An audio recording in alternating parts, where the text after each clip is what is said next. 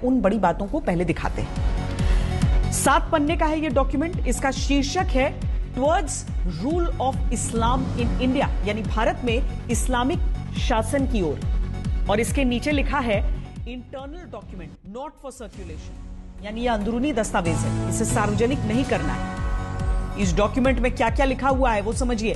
दूसरे पन्ने में लिखा है कि भारत में 9 जिलों में मुसलमानों की आबादी 75% से अधिक है।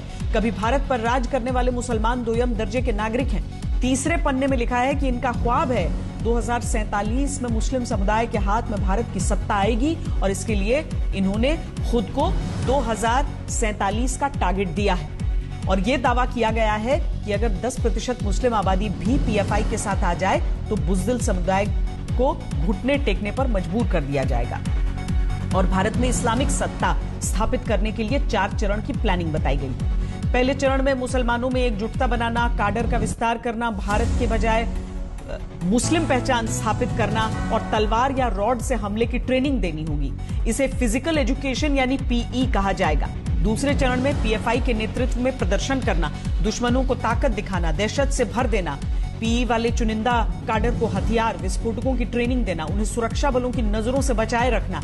इसके साथ ही राष्ट्रीय झंडा, संविधान और अंबेडकर के नाम का इस्तेमाल करना और विदेशों से फंडिंग का इंतजाम करना होगा, ऐसा इस दस्तावेज में लिखा है। इसके बाद तीसरे चरण की बात लिखी है जिसमें दलितों के साथ मिलकर हर स्तर पर चुनाव लड़ना, आरएसएस और दलितों के बीच दूरी पैदा करना, हथियार और विस्फोटक इकट्ठा करने की बात इसमें लिखी गई है। चौथे चरण में पीएफआई मुस्लिम समुदाय का एकमात्र नेतृत्व होगा, दूसरे मुस्लिम संगठन दरकिनार कर दिए जाएंगे।